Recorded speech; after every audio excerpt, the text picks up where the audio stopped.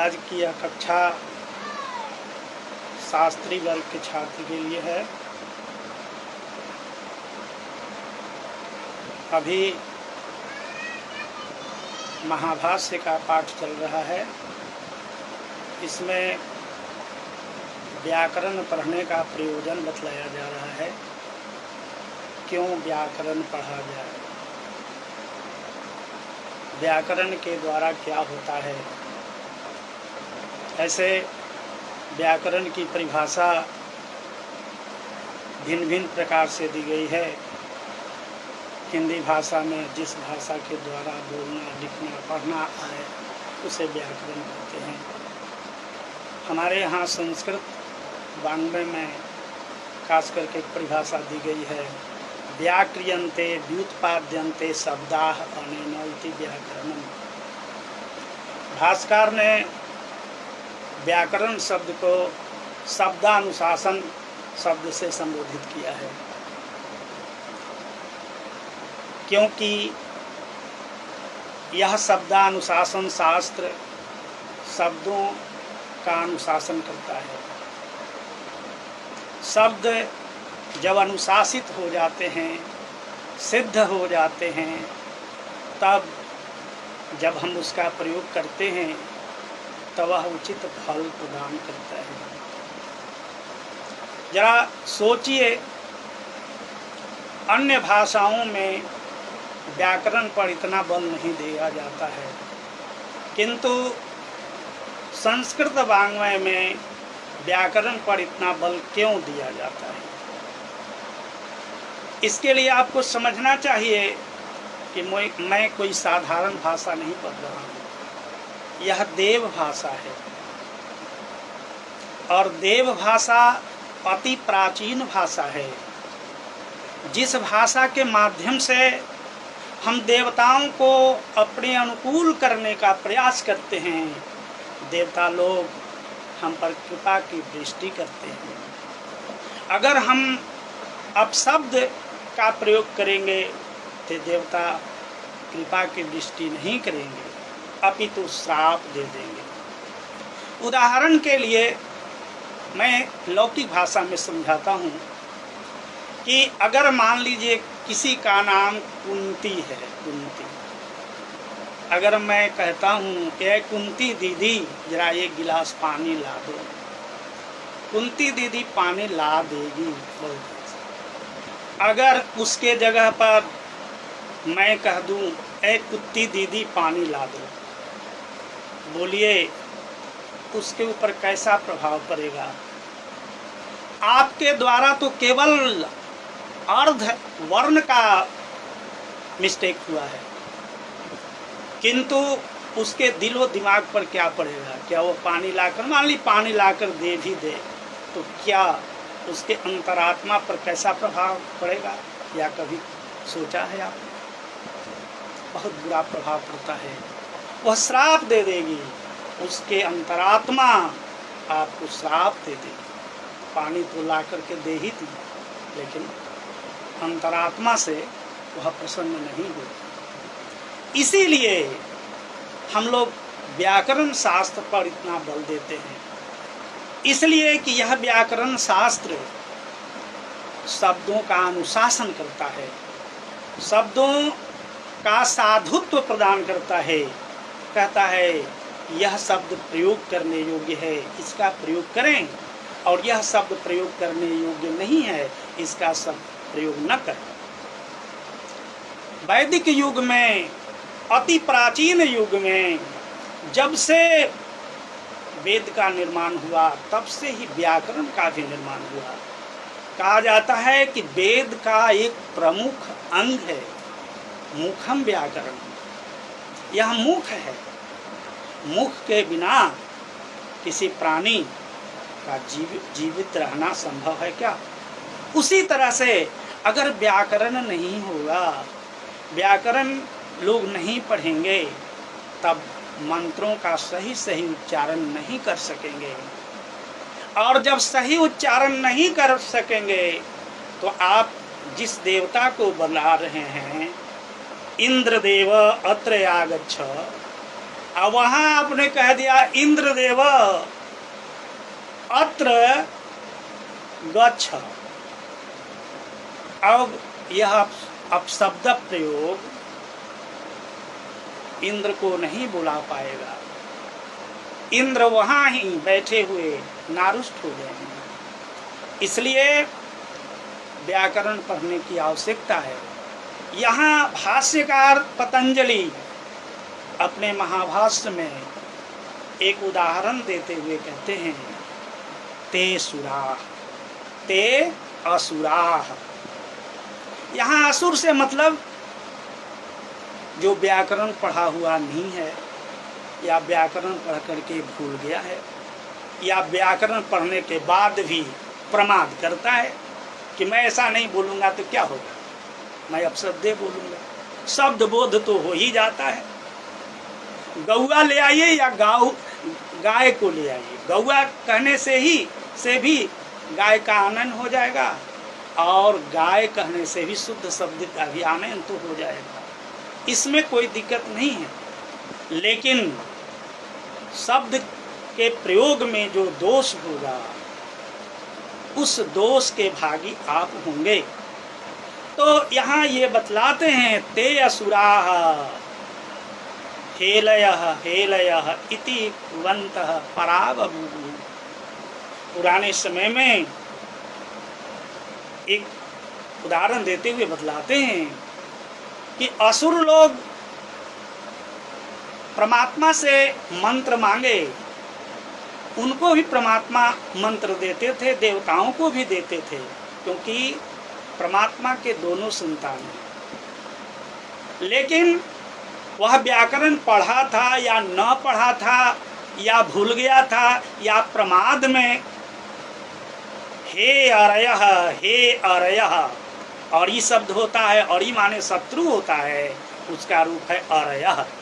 हे अरयः ऐसा कहना चाहिए था, किंतु प्रमादवश या ज्ञानवश उसने क्या कह था, हे अलयः।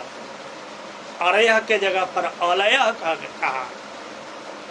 इससे क्या हुआ, वह शब्द अपशब्द हो गया, शब्द अपशब्द हो गया, और वह अपशब्द फल नहीं प्रदान करता है, वह दुष्ट हो जाता है, म्लेच्छ हो जाता है। उस शब्द को हम लोग म्लेच्छ कहते हैं। भास्कर कहते हैं, तस्मात् ब्राह्मणे न म्लेच्छितवै न अपभाषितवै। यहाँ ब्राह्मण शब्द से मतलब विद्वान शब्द से है। विद्वान को वैसे म्लेच्छ शब्दों का प्रयोग नहीं करना चाहिए, अपशब्द शब्दों का प्रयोग नहीं करना चाहिए, अपशब्द शब्दों से बचना चाहिए, शुद्ध शब्दों का प्रयोग करना चाहिए। क्योंकि वह कहते हैं, भाष्यकार कहते हैं कि म्लेच्छो हवा यद अपशब्द, वह अपशब्द जो है, अशुद्ध शब्द जो है, स्वयं तो म्लेच्छ हो ही गया, स्वयं तो अशुद्ध हो ही गया, उसका प्रयोग करने वाले जो लोग होते हैं वह भी अशुद्ध हो जाते हैं, वह भी म्लेच्छ हो जाते हैं। तो क्या कहते हैं कि म्लेच्छा न भवेयम, हम लोग म्लेच्छ न हो जाएं, हम लोग गलत शब्दों का प्रयोग न करें। इति अध्येयम व्याकरण, इसलिए हम लोगों को व्याकरण पढ़ना चाहिए। व्याकरण पढ़ने का बहुत प्रयोजन बतलाया है, अन्य शास्त्रों में नहीं बतलाया गया। अन्य शास्त्र वैसे नहीं हैं जो देवताओं को अपने ओर आकृष्ट करते हैं। सारा मंत्र हमारा वेद में है, सारा मंत्र हमारा संस्कृत में है। शुद्ध अगर बोलेंगे तो आपका तात्पर्य जो है वह सिद्ध होगा, सफल होगा। अशुद्ध शब्द का प्रयोग करेंगे, लाखों बार प्रयोग करेंगे, आपका तात्पर्य नहीं सिद्ध होगा। इसलिए शुद्ध शब्द प्रयोग करने के लिए, शुद्ध शब्द सीखने के लिए व्याकरण पढ़ना चाहिए हैं। तो इस तरह से एक उदाहरण इन्होंने दिया। दूसरा उदाहरण देते हुए कहते हैं दुष्टः शब्दः। अब समझिए कितना बड़ा ये लगाते हैं। दुष्टः शब्दः स्वरतो वर्णतो वा मिथ्या प्रयुक्तो नतमर्थमाह सबाग वज्रो यजमानम हिनस्ति यथेन्द्र शत्रु स्वरतो परागात्। बताइए शब्द कैसे कैसे कैसी स्थिति में कैसे दुष्ट हो जाते हैं। तो दुष्टः शब्दः स्वरतो, स्वर के कारण भी वो दुष्ट हो जाते हैं। जो स्वर लगाना चाहिए वह स्वर आपने नहीं लगाया। अब यहाँ स्वर से मतलब स्वर और व्यंजन नहीं है। स्वर व्यंजन तो हमारे लौकिक की बातें हैं। हमारे यहाँ उदात्त, अनुदात्त और स्वरित स्वर है। इन स्वरों की अब पढ़ाई नहीं होती है। और ये उचित स्वर अगर नहीं लगाते हैं तो वह शब्द अशुद्ध हो जाएगा, वह दुष्ट हो जाएगा। स्वर तो वर्ण तो वा, वर्ण से अगर किस शब्द में कौन सा वर्ण लगाना चाहिए और भूल से गलत वर्ण लग गया, देवदत्ता के जगह पर देव दत्ता न कह के एव दत्ता कह दिया तो गलत हो गया। तो स्वर तो वर्ण तो वा मिथ्या प्रयुक्त हो, या आपने गलत प्रयोग कर दिया। किसी का नाम कुछ है, आपने कुछ कह दिया। तो अब आप ही सोचिए, मान लीजिए किसी का नाम राम है, हम गणेश कह करके बार बार बुलाएं, गणेश जी इधर आइए इधर आइए, क्या वो राम जी आ सकेंगे? नहीं आ सकेंगे। आपने गलत शब्द का प्रयोग किया है, उचित शब्द का प्रयोग नहीं किया है। तो दुष्ट शब्द है, कैसे कैसे वो दुष्ट होते हैं? स्वर से होते हैं, वर्ण से होते हैं, चाहे वह वर्ण स्वर वर्ण हो या व्यंजन वर्ण हो। स्वरतः वर्ण तो वा मिथ्या प्रयुक्तो न तमर्थमाह, जिस अर्थ के लिए, जिस उद्देश्य के लिए आप प्रयोग करना चाहते हैं वह उद्देश्य आपका फलीभूत नहीं हो सकेगा। और क्या हो जाएगा उल्टे में? और क्या हो जाएगा? स्वरतो वर्णतो वा मिथ्या प्रयुक्तो नतम सबाग वज्र, वो बाग वज्र बन जाएगा। वज्र, वज्र प्रहार करने वाला वज्र। सबाग वज्रो यजमानम हिनस्ति, और यजमान जो प्रयोग कर रहे हैं या जिसके लिए प्रयोग कर रहे हैं, दोनों को सफाया कर देगा, दोनों का हनन कर देगा वह बाग। तसबाग वज्रो यजमानम हिनस्ति यथेन्द्र शत्रु स्वरतो पराघात। यहाँ फिर एक दृष्टांत देकर के बतलाते हैं कि प्राचीन काल में एक बार देवासुर संग्राम जब चल रहा था तो उस समय देवता लोग ब्रह्मा जी के पास जाते थे मांगने के लिए कि मुझे ऐसा मंत्र दीजिए कि मैं शत्रुओं को परास्त कर दूं। और राक्षस लोग जाते थे, असुर लोग जाते थे कि हमको ऐसा मंत्र बतलाइए जिससे मैं देवताओं को परास्त कर दूं। ब्रह्मा जी के दोनों संतान थे, दोनों को उचित ही मंत्र देते थे। तो वृत्रासुर गया और परमपिता परमेश्वर से कहा कि मुझे एक मंत्र दीजिए जिससे मैं इंद्र को परास्त कर सकूं, वह मेरा शत्रु है, मेरा बहुत क्षति करते जा रहा है। तो ब्रह्मा जी सोच समझ करके उसको मंत्र दिए कि जाओ इंद्र शत्रुर वर्धस्व, इस मंत्र का जाप करो और इससे यज्ञ करो। इंद्र शत्रुर वर्धस्व, मंत्र तो ठीक ही दिए, वो भी समझा और उसको कि इंद्र शत्रु वर्धस्व का मतलब इंद्र से शत्रु वर्धस्व, माने इंद्र का शत्रु बढ़े। इंद्र के शत्रु कौन है? तुम ही लोग हो, राक्षस लोग, तुम लोग बढ़ोगे। ताकि बहुत अच्छा मंत्र है, मैं इसका पढ़ करके मैं इसका ये कर लूँगा। वो गया यज्ञ में और बहुत अच्छा ढंग से यज्ञ किया, बहुत खर्च किया उसमें, और यज्ञ में खर्च किया, भव्य व्यवस्था किया और मंत्र जप रहा था इंद्र शत्रुर वर्धस्व, इंद्र शत्रुर वर्धस्व, इंद्र शत्रुर वर्धस्व, ऐसा प्रयोग कर रहा था।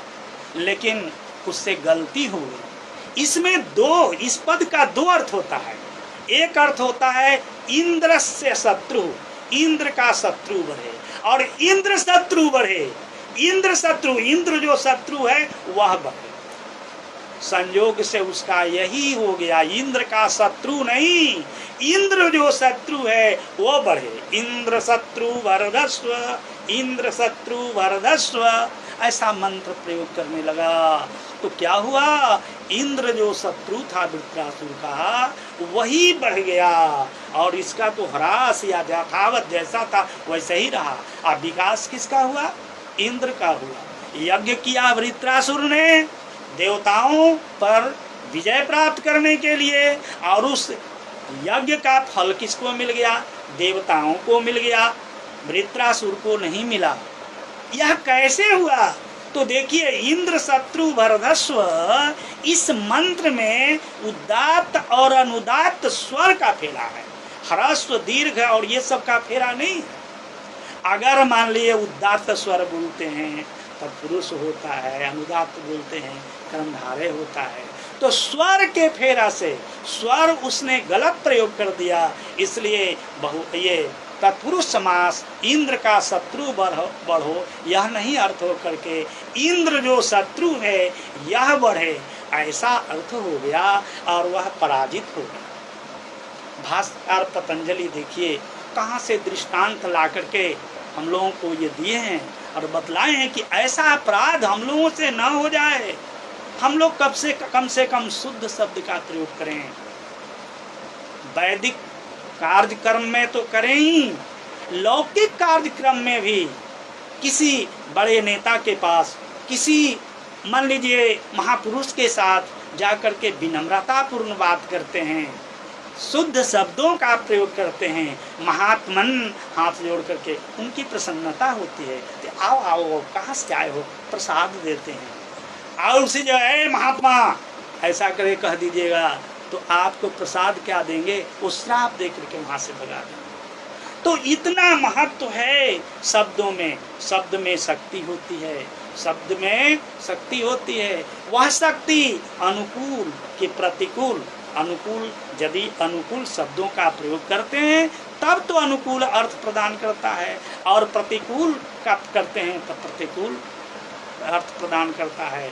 इसलिए हम लोग शुद्ध शब्दों का प्रयोग करें, अशुद्ध शब्दों का प्रयोग ना करें। इसलिए हम लोगों को व्याकरण शास्त्र पढ़ने की आवश्यकता होती है। और वेद में जितने आजकल लोग कहते हैं कि मैं वेद मंत्र पढ़ता हूँ, आज इतना आशीर्वाद किसी को देता हूँ और उसको होता नहीं, कहता हूँ दीर्घायु भव और हो जाता है वो अल्पायु। आज ही आशीर्वाद दे के आओ, कल है वो मर गया। ऐसा क्यों होता है? आपको आशीर्वाद देने ही नहीं आया।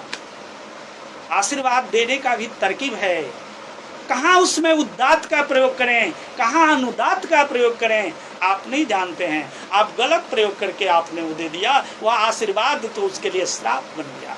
आप तो सोचे कि हमने तो आशीर्वाद दे दिया, लेकिन वह तो श्राप हो गया। इसलिए व्याकरण पढ़ने की आवश्यकता है। आज स्वर विद्या और शिक्षा विद्या, शिक्षा का तो समापन हो ही गया है।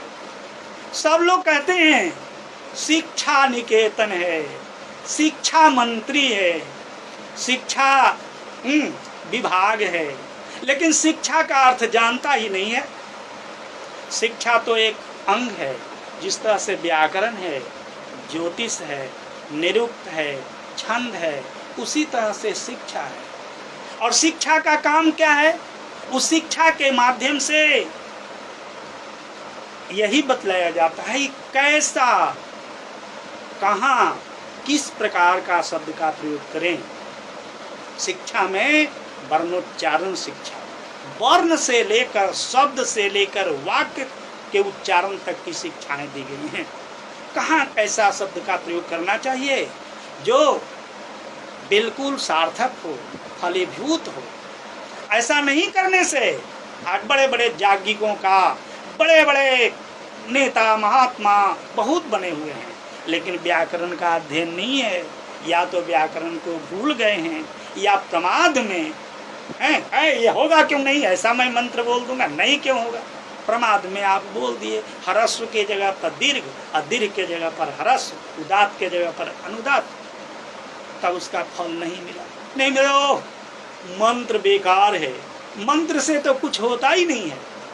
अरे अपने अंदर पहले टटोलिए, आप में क्या कमी है, किस कारण से आपने व्याकरण को पढ़ा ही नहीं, व्याकरण को समझा ही नहीं, या आपने जानते हुए भी गलत शब्द का प्रयोग कर दिया, तो उस मंत्र का फल आपको कैसे मिलेगा। इसलिए व्याकरण पढ़ना चाहिए।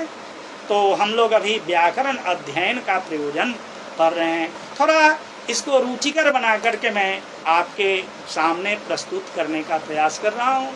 चूँकि व्याकरण शास्त्र जो है वह अपने आप में नीरस शास्त्र है, इसमें थोड़ा रसदार बनाने के लिए कुछ प्रयोग किया जाता है। जैसे आपने देखा कि भास्कर पतंजलि ने भी जहाँ तहाँ से उदाहरण लेकर के दिया है, कि ऐसा समझो, तब जिससे समझ में आए और तब लोग भेजे कि उसका प्रयोग करें।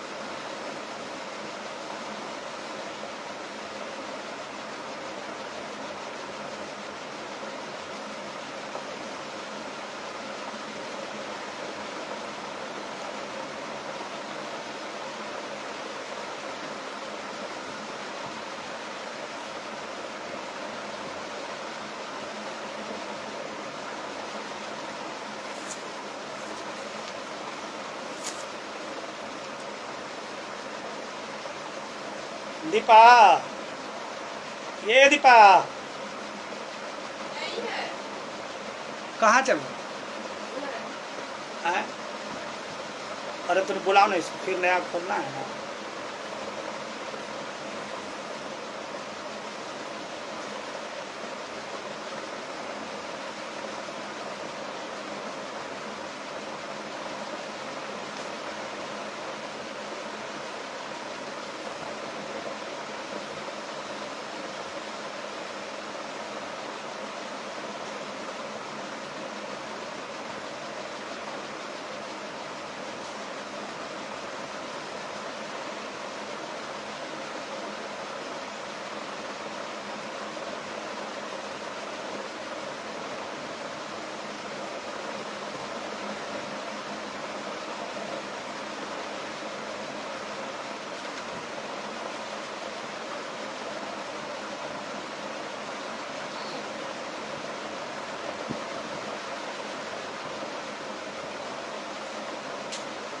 इसको फिर से खोलना पड़ेगा। तो वो तो बंद कर दिए ना, तो बंद हो गया